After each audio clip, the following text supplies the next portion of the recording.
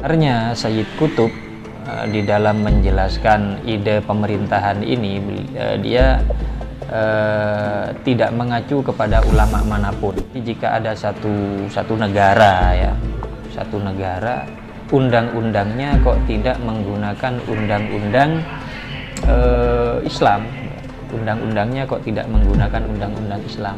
Nah, maka negara ini dimasukkan sebagai negara kafir, seluruh pemerintahannya adalah pemerintahan kafir, rakyat yang ada di dalamnya yang menerima terhadap sistem itu adalah dikategorikan sebagai rakyat kafir juga. Itu. Dengan demikian yang tidak ada bedanya antara idenya Sayyid Qutb dengan idenya Khawarij atau idenya Wahabi pada masa lalu ya, yang mengkafirkan terhadap umat Islam di luar golongan mereka.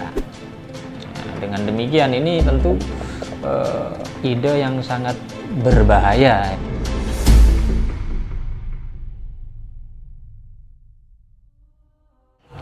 Nah, di sini beliau mengatakan setelah menguraikan banyak hal dari aspek-aspek yang dimuat oleh tafsir fi Dhilalil Quran, beliau menerangkan fatabayyana min dzalika anna tanzima Da'ish fi haqiqatihi innama huwa fil haqiqah maujatun jadidah min amwajil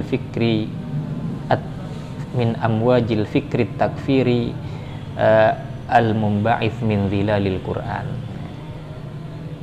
Jadi jelas bahwa tanzim Da'ish ya, yakni apa itu rezim Da'ish, rezim pemerintahan ISIS istilahnya. Da'ish ini Darul Islam fil Iraq wa Suriah ya. Pada hakikatnya itu merupakan satu gelombang baru dari gelombang pemikiran yang bangkit dari tafsir fi Dhilalil Quran.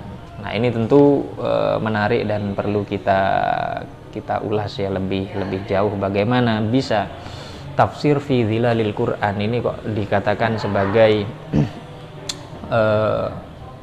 sumber utama dari munculnya gerakan-gerakan radikalisme ya. Jadi itu hal kedua.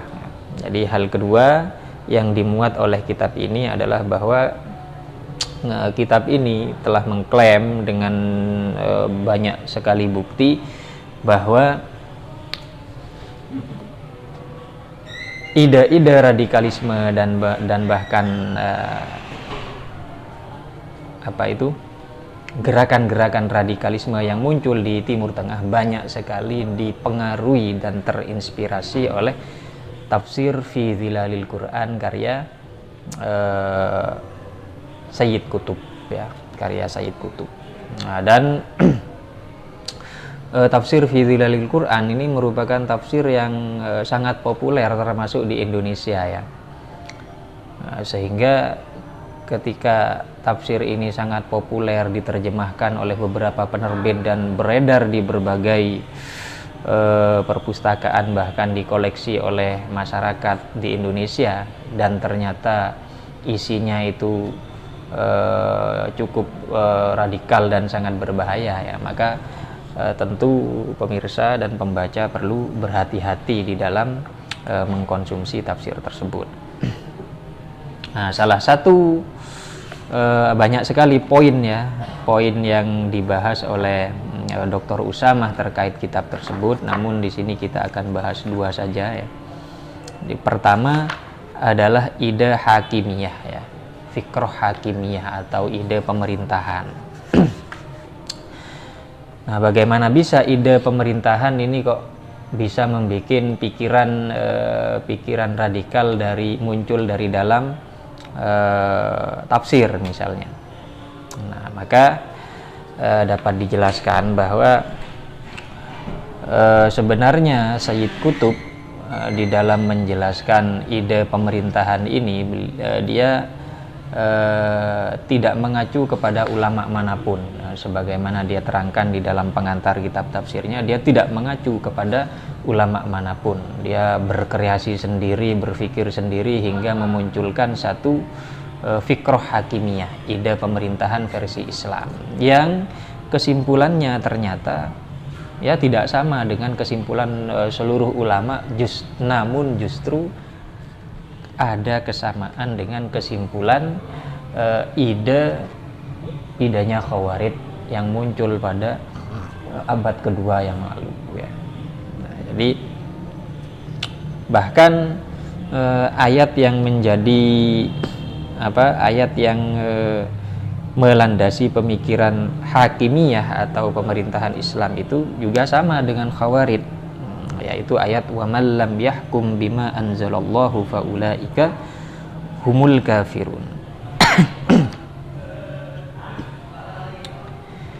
Nah, maksudnya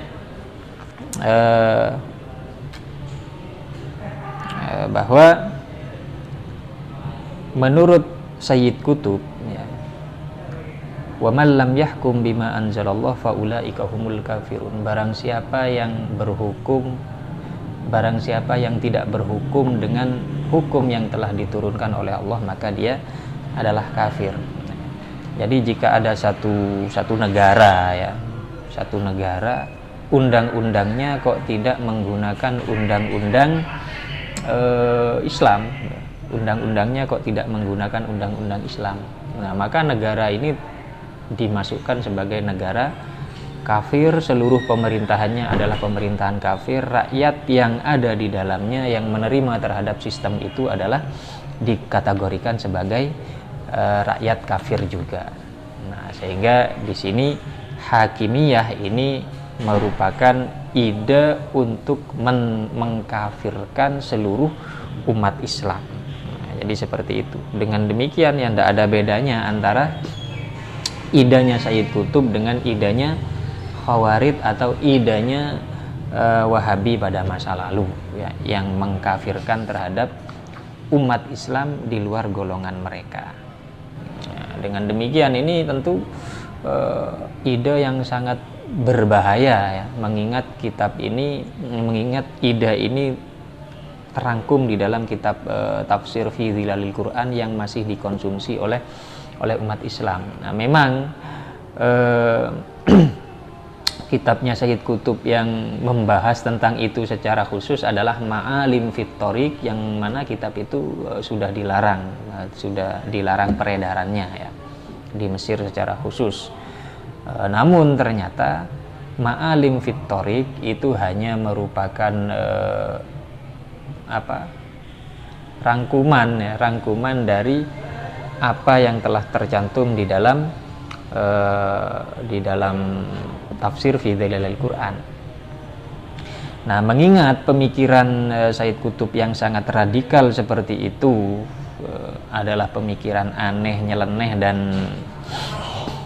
kreasi sendiri yang tidak sama dengan para ulama tapi justru sama dengan pemikiran Khawarij. Nah, maka di sini penulis ya Syekh Dr. Usamah Said Al-Azhari ini merangkum ya, setelah melakukan penelitian panjang lebar ya, nah, ternyata Sayyid Qutb ini ada di satu blok ya yang berbeda dengan seluruh ulama ahli tafsir ya, mulai dari zaman sahabat Ibnu Mas'ud, Ibnu Abbas, Barra bin Azib, Hudzaifah bin Al-Yaman dan seterusnya sampai Syekh Mutawalli Asy-Sya'rawi ya, dalam tafsir Mutawalli Asy-Sya'rawi ini punya pendapat yang sama.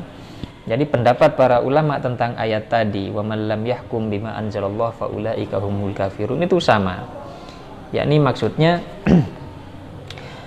tidak berarti orang yang tidak berhukum dengan hukumnya Allah itu kafir begitu saja ya. Yang kafir itu adalah apabila dia itu tidak mengakui bahwa suatu hukum ini adalah hukumnya Allah, baru dia kafir, ingkar. Nah, kalau sekedar tidak melakukan ya, karena satu faktor atau kesulitan atau apa, atau bahkan karena memang melanggar, itu tidak kafir ya. hanya saja dia berdosa begitu saja, namun tidak kafir. Yang kafir itu adalah kalau mengingkari bahwa suatu hukum adalah hukumnya Allah, misalnya mengingkari haramnya riba. Nah, itu baru kafir. Mengapa? Sebab riba jelas diharamkan oleh Allah. Wa ahallallahu al-bai'a wa harramar riba. Namun kalau seseorang itu melakukan praktik riba padahal dia tidak mengingkari keharamannya, maka dia berdosa namun tidak kafir. Nah, begitulah seluruh hukum-hukum perlakuannya seperti itu, kapan dia kafir, kapan enggak. Nah, sehingga apa yang ditegaskan oleh Sayyid Qutb bahwa seseorang yang tidak menggunakan hukum Islam dalam satu negara ini menjadi kafir semua, menjadi negara yang kafir, menjadi negara tauhid, menjadi rakyat yang keluar dari Islam. Nah, ini adalah pendapat asing, pendapat yang tidak ditemukan rujukannya di dalam para ulama ya. Justru rujukannya sama dengan apa yang dikatakan oleh Khawarij yang muncul pada akhir zaman sahabat ya, yang telah membunuh terhadap Sayyidina Ali dengan alasan yang sama, dengan alasan bahwa Sayyidina Ali telah melakukan dosa.